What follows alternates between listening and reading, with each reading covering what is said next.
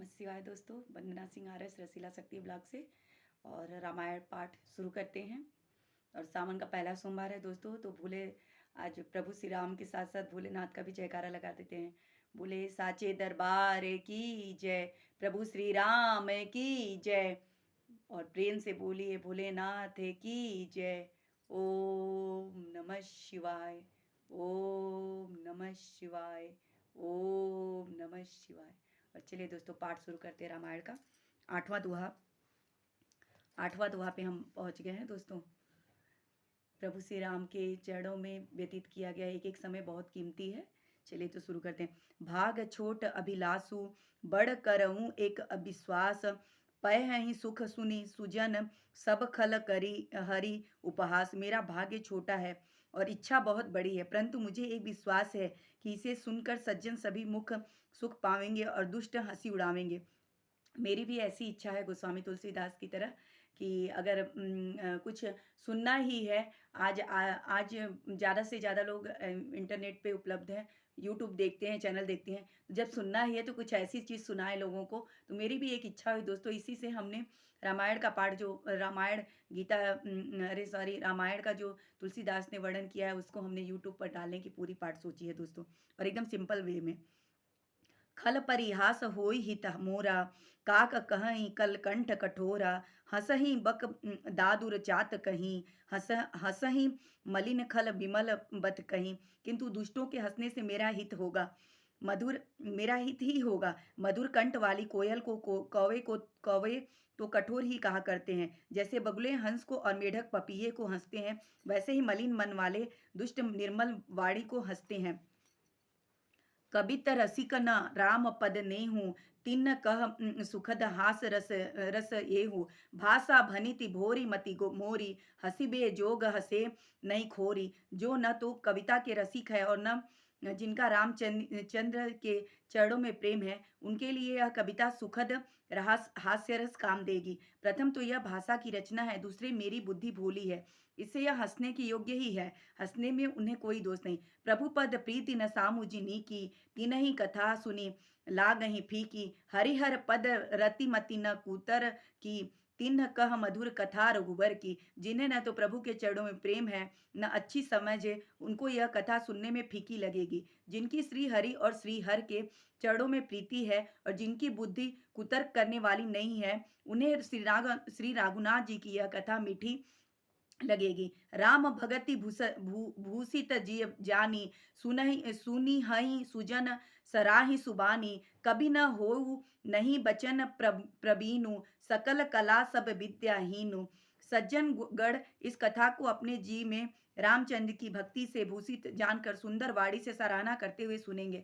मैं न तो कवि हूँ न वाक्य रचना में ही कुशल हूँ, मैं तो सब कलाओं में तथा विद्या से रहित हूँ। मैं भी उसी तरह दोस्तों एक एक आम इंसान हूँ, लेकिन मेरे मन में एक भाव उठा कि जब नेट पे कुछ डालना ही है तो अच्छी चीज़ें डालें, और बस मैं यही करने का प्रयास कर रही हूँ। और ना ही मैं इतनी बड़ी रामायण व्याख्या करने वाली कोई कथावाचक हूँ। मैं एक आम मानव हूँ, एक गृहस्थ आश्रम में रहने वाली महिला हूँ, और बस मेरा यही उद्देश्य है कि लोगों तक ये अच्छी चीज़ें पहुँचे, संसार में पूरे लोगों इसको सुने। आखर अर्थ अलंकृत नाना, छंद्र प्रबंध अनेक विधाना। भाव भेद रस भेद अपारा, कवित दोष गुण विविध प्रकारा। नाना प्रकार के अक्षर अर्थ और अलंकार, अनेक प्रकार की छंद रचना, भावों और रसों के अपार भेद और कविता के भांति भांति के गुण दोष होते हैं। कवित विवेक एक नहीं मोरे, सत्य कहूँ लिखी कागद कोरे। इनमें से काव्य संबंधी एक भी बात का ज्ञान मुझ में नहीं है, यह मैं कोरे कागज पर लिखकर सत्य सत्य कहता हूँ। चलिए दोहा यहाँ आठवां खत्म हुआ, नवा भी हम शुरू करते हैं दोस्तों। नवा दोहा आज पूरा कर लेते हैं। भनति मोरि सब गुण रहित, विश्व विदित गुण एक। सो विचारी सु नहीं नहीं, सुमति जिनके विमल विवेक। मेरी रचना सब गुणों से रहित है, इसमें बस जगत प्रसिद्ध एक गुण है। उसे विचार कर अच्छी बुद्धि वाले पुरुष जिनके निर्मल ज्ञान है उनको सुनेंगे। नौवें दोहे के अंदर चौपाई का। यही मह रघुपति नाम उदारा, अति पावन पुराण श्रुतु सारा। मंगल भवन अमंगल हारी, उमा सहित जही जपत पुरारी। जिसमें रघुनाथ जी का उदार नाम है, जो अत्यंत पवित्र है, वेद पुराणों का सार है, कल्याण का भवन है और अमंगलों का हरने वाला है, जिसे पार्वती जी सहित भगवान शिव जी सदा जप करते हैं। भनति भनति विचित्र सुकहि सुकभिकृत जो राम नाम बिनु हो सोह न सोऊ। विधु बदनी सब भांति सवारी, सोह न बसन बिना बर नारी। जो अच्छे कवि के द्वारा रची हुई बड़ी अनूठी कविता है, वह भी राम के बिना शोभा नहीं पाती। जैसे चंद्रमा के समान मुख वाली सुंदर स्त्री सब प्रकार से सुसज्जित होने पर भी वस्त्र के बिना शोभा नहीं देती। सब गुण रहित कुकविकृत बानी, राम नाम जस अंकित जानी। सादर कहहि सुनहि बुद्धि बुध ताहि, मधुकर सरिस संत गुण ग्राही। इसके विपरीत कुक विचि रची हुई सब गुणों रहित कविता को भी राम के नाम एवं यश के अंकित जानकर बुद्धिमान लोग आदर पूर्वक कहते और सुनते हैं, क्योंकि संत जन भैरव भौरे की भांति गुण को ही ग्रहण करने वाले होते हैं। यद्यपि कबित रस एकहु नाही, राम प्रताप प्रकट यही ना माही। सोई भरोस मोरे मन आवा, केही न प्रसुसंग बड़प्पन पावा। यद्यपि मेरी इस रचना में कविता का एक ही रस नहीं है, तथापि इसमें श्री राम जी का प्रताप प्रकट है। मेरे मन में एक यही एक भरोसा है, भले संग में भला किसने बड़प्पन नहीं पाया। घूमऊ तजऊ तजऊ तजहि सहज करुआऊ, अगरु प्रसंग सुगंध बसाई।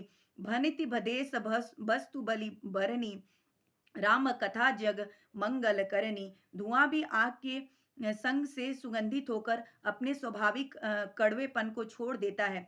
मेरी कविता अवश्य भद्दी है, परंतु इसमें जगत का कल्याण करने वाली राम कथा स्वरूप उत्तम वस्तु का वर्णन किया गया है। चलिए, दो दोहे आज हमारे खत्म होते हैं दोस्तों, और यहीं से हम अपनी वाणी को खत्म करते हैं। प्रभु श्री राम के चरणों में जय और जयकारा लगाते हैं। एक बार बोलिए, संत समाज की जय, प्रभु श्री राम की जय, भारत माता की जय।